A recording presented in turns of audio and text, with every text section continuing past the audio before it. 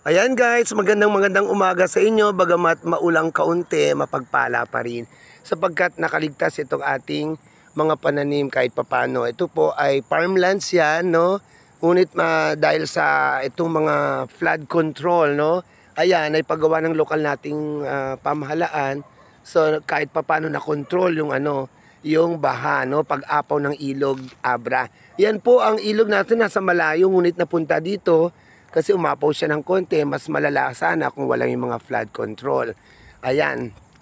Kaya nga sabi natin, itong mga proyekto, no, dapat hindi kinukurap, no, hindi tinitipid ng ating mga politiko. So para sa kaligtasan ng mga mamamayang nagbabayad ng kanilang mga buwis.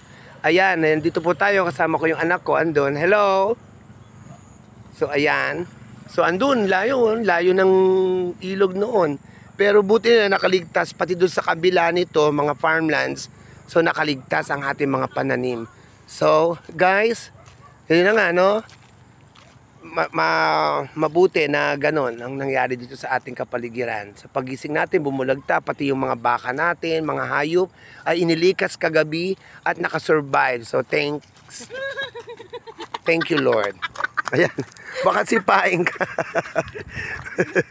Sipain ka ng baka. Ayan, no? Si mother and